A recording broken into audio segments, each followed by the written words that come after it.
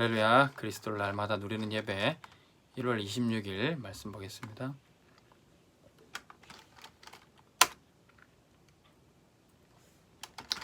오늘 말씀 제목은 전도와 선교의 영, 전도와 선교의 영에 충만한 영적 서밋입니다.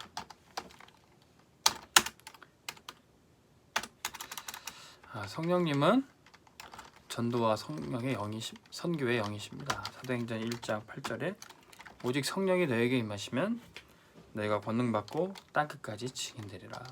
성령이 임하시면 전도가 되어져요. 또 땅끝까지 복음 전하러 우리가 선교의 문이 열려지는 겁니다. 전도와 선교의 영이 바로 예수의 영이 이 전도의 영이죠. 예수님이 그토록 원하시는 게 이 전도와 선교입니다. 제자들을 부르실 때도요, 마가복음 3장 13절에서 15절 예수님이 원하시는 자들 불러서 자기와 함께 있게 하시고 또 나가 전도도 하게 하심이라 그랬습니다. 예수님은 전도하기 위해서 제자들을 불러주셨어요. 그리고 부활하셔서 제자들을 모든 민족에 보내시면서 마태복음 28장 18절에서 20절에 그러므로 너희는 가서 모든 민족을 제자를 삼아 아버지 아들과 성령의 이름으로 세례를 주고 내가 가르친 것을 모두 전하라 그랬어요. 내가 세상 끝날까지 너희와 항상 함께 있으리라. 예수님은 전도 때문에 우리와 성령으로 함께 하시는 겁니다. 예수님이 육체로 계실 때는 제자들만, 이스라엘 사람들만 함께 할 수 있었지만 지금 보혜사 성령님으로 우리와 함께 하실 때는 오직 성령이 너에게 임하시면 너희가 권능받고 땅끝까지 증인될 것이다. 지금은 이 대한민국의 사회는 말씀 듣는 우리에게도 성령으로 함께 하시는 거예요. 그래서 이 성령님은 전도와 선교의 영이 돼서 우리를 증인으로 세우시는 겁니다. 이 전도와 선교의 영에 충만한 사람이 바로 영적 서밋이에요. 이 영적 서밋으로 전도와 선교의 영으로 충만한 사람으로 이제 바울을 세우시는 겁니다. 사도행전 9장 15절에 이제 이방인들에게 복음 전할 그릇으로 세우시는 거예요.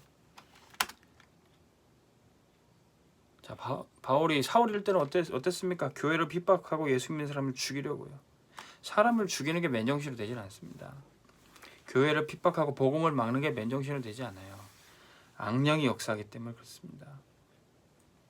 사람을 죽이고 또 도둑질하고 그런 영이 역사해서 그런 거예요. 절대로 사람이 그렇게 할 수 없습니다. 전도도 마찬가지예요. 전도의 영이신 성령께서 내게 임하셔야 되는 거예요. 그냥 우리 힘으로 할 수 있는 게 아닙니다. 전도를 하려고 해도 교회가 선교를 하려고 해도 할 수가 없어요. 전도와 선교의 영이신 성령께서 역사해야 돼요. 우리가 그 자리에 있어야 됩니다. 성령님이 역사하시는 그곳이 바로 서밋의 자리입니다. 오순절 마가 다락방에 전도와 선교의 영이신 성령께서 역사하셨어요. 그랬더니 15개 전도문이 열리고 또 복음이 선포되고 3,000 제자가 일어났어요. 그것이 바로 서밋의 자리입니다. 이 서밋의 자리에서 서밋 타임을 갖고 자세를 갖고 그릇이 준비되는 거죠.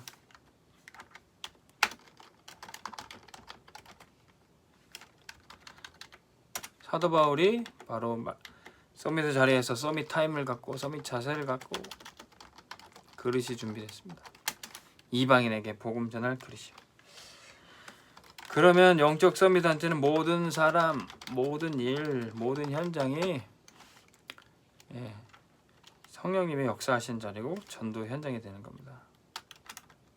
저기 우리 분의 강단 말씀 주셨을 때도 하나님이 나를 이곳에 이 일을 하게 하시고 이 사람을 만나게 하신 분명한 계획이 있는 거예요.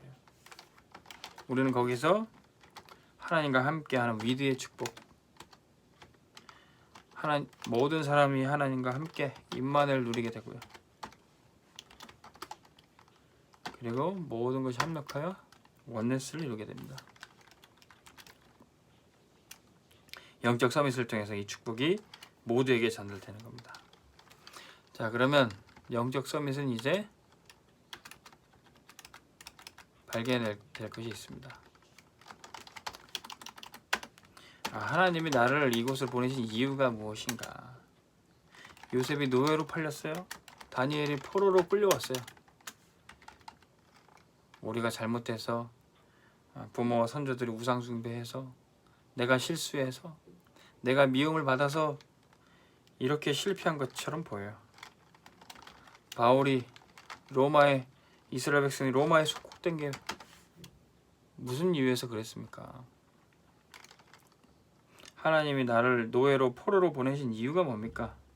이것을 율법의 눈으로 보면은 내가 실수해서 내가 잘못했어요. 근데 전도와 선교의 영이 역사하시니까 이 모든 것이 하나님이 나로 이곳에 전도하기 위해서 선교하기 위해서 증인으로 보내셨구나.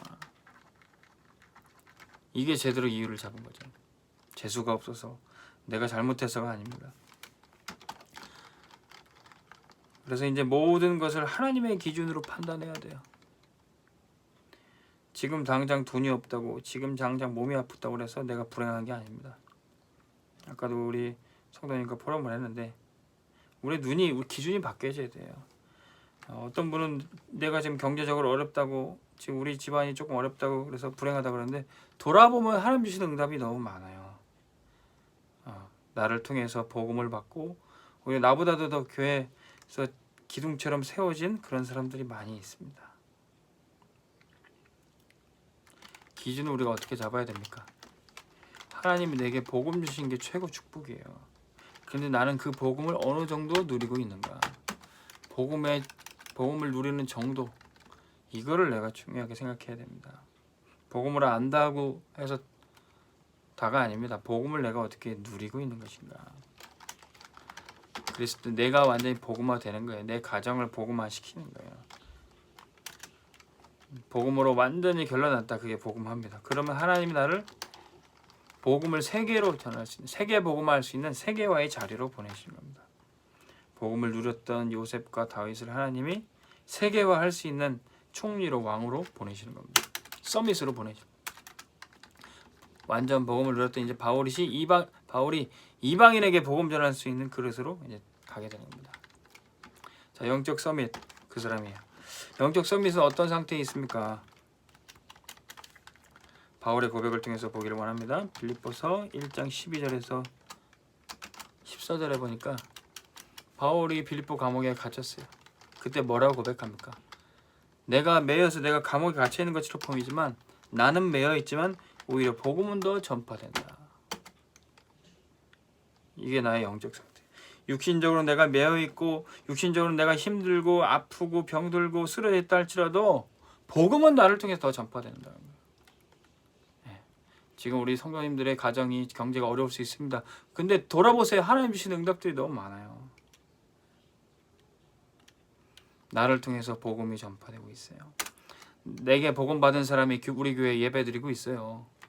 나를 통해서 우리 집에 렘넌트들이 잘하고 있어요. 하나님은 이 축복을 주고 계십니다. 빌립보서 2장 6절에서 11절에 바울은 뭐라고 고백합니까? 내가 이렇게 힘들어도 괜찮다는 거예요. 왜? 예수님도 이 땅에 종의 형체로 오셨던.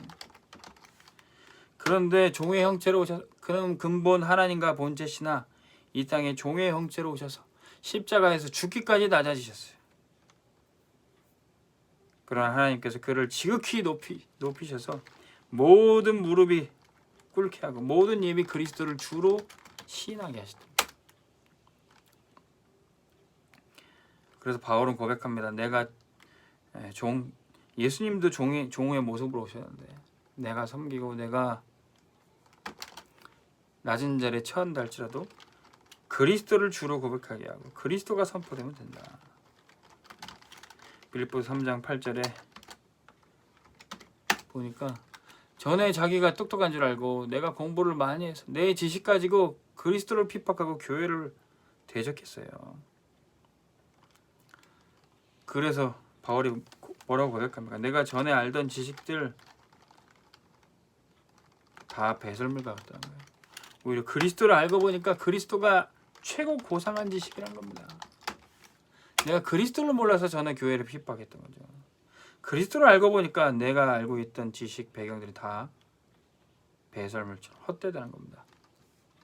이런 영적 상태요. 영적 서밋은 이런 육신적인 거 그것을 쫓는 게 아니라 영적인 축복, 그리스도를 아는 지식이 가장 최고